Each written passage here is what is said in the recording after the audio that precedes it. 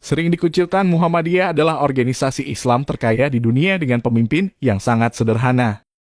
Jika ada lembaga yang meriset organisasi Islam terkaya di dunia, sudah tentu Muhammadiyah akan berada di nomor-nomor teratas. Kekayaan fantastis Muhammadiyah berasal dari uang pangkal, hasil hak milik, zakat sedekah, usaha-usaha perekonomian, dan masih banyak sumber lainnya. Namun kesemuanya itu tak dimiliki pribadi, melainkan dikembalikan lagi kepada masyarakat umat.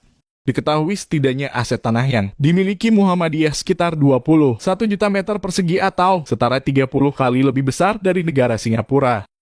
Di atasnya berdiri sekurangnya 19.951 sekolah, 13.000 masjid dan musola, 765 bank perkreditan rakyat syariah, 635 panti asuhan, 457 rumah sakit dan klinik, 437 baitul mal, 176 universitas dan 102 pondok pesantren.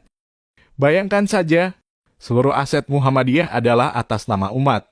Semua potensi ekonomi yang dimilikinya sebesar-besarnya dikembalikan kepada dan untuk kepentingan umat. Tercatat ada lebih dari 25 juta warga Muhammadiyah yang mendapatkan manfaat dari semua amal usaha itu. Bahkan lebih luas lagi, persyarikatan ini melayani seluas-luasnya masyarakat Indonesia.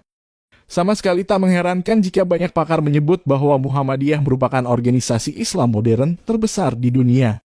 Manajemen organisasi ini dikerjakan secara rapi, terdokumentasi dengan baik, dikelola secara transparan, dengan visi yang progresif, berkemajuan. Muhammadiyah kerap menerima pujian dan penghargaan dari berbagai institusi terkemuka dunia. Mentalitas kaya.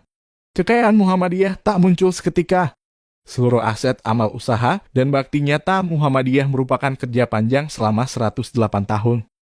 Mentalitas yang dibentuk di organisasi ini adalah mental agni yang orang kaya, mental memberi spirit al-maun yang membebaskan sekaligus memberdayakan. Diperkuat oleh doktrin Kiai Ahmad Dahlan yang mengatakan, hidup-hidupilah Muhammadiyah, jangan mencari hidup di Muhammadiyah. Pengurus persyarikatan ini didorong untuk menjadi pribadi-pribadi yang sudah selesai dengan dirinya sendiri, sehingga bisa mengabdikan hidup untuk sebesar-besarnya kepentingan persyarikatan dan umat. Posisi ini pula yang secara kolektif ingin diperlihatkan Muhammadiyah sebagai organisasi. Muhammadiyah tidak ingin menempatkan tangan di bawah dengan selalu berharap pada program atau bantuan pemerintah.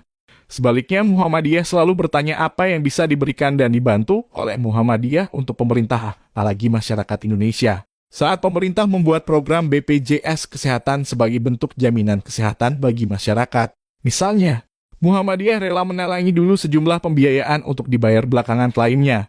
Saat pandemi melanda dan pemerintah kesulitan melobi rumah sakit untuk penanganan pasien corona, rumah sakit Muhammadiyah dibuka sebagai tempat isolasi dan pemulihan.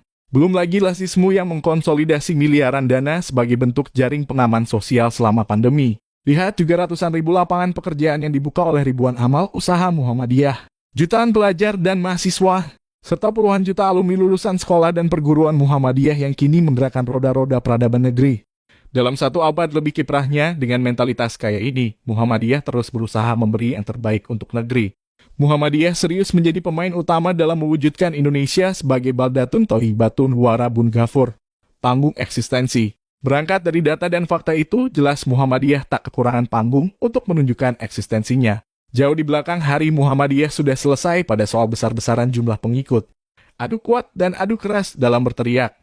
Apalagi turun ke jalan-jalan untuk mencari panggung eksistensi. Muhammadiyah tidak membutuhkan jalanan sebagai panggung untuk menunjukkan diri. Panggung Muhammadiyah adalah puluhan ribu sekolah, di sana anak-anak bangsa dicerdaskan dan dicerahkan. Ratusan perguruan tinggi, di sana para akademisi dan intelektual Muhammadiyah merancang peradaban. Lalu di ribuan masjid, ratusan rumah sakit, dan amal usaha lainnya, kader-kader Muhammadiyah berkiprah memberi bakti yang terbaik untuk negeri. Itulah cara Muhammadiyah mencintai Indonesia, mencerahkan dunia. Dengan tidak terjun langsung ke dalam politik, apakah artinya kiprah Muhammadiyah menjadi less political? Tentu tidak. Muhammadiyah memang tidak mengerjakan politik yang bersifat permukaan. Muhammadiyah melakukan kerja politik peradaban. Muhammadiyah tidak menerapkan politik gincu, tetapi mengoperasikan politik garam. Sejak berdirinya republik ini, Muhammadiyah ikut menentukan bulat dan lonjong negeri ini. Dengan spirit Islam berkemajuan sebagai pijakannya Islam yang memberi dampak nyata bagi umat, bangsa, bahkan dunia. Itulah panggung eksistensi Muhammadiyah selama ini. 18 November 1912, Ahmad Dahlan. Muda mungkin belum tahu bahwa Muhammadiyah yang didirikannya akan sebesar seperti hari ini. Namun, karena visi besar yang diturunkannya menjadi kerja-kerja kecil yang nyata. Kadena doktrin hidup-hidupilah Muhammadiyah bukan hanya kata-kata belaka. 111 tahun kemudian kini Muhammadiyah menjelma menjadi organisasi Islam terkaya di dunia.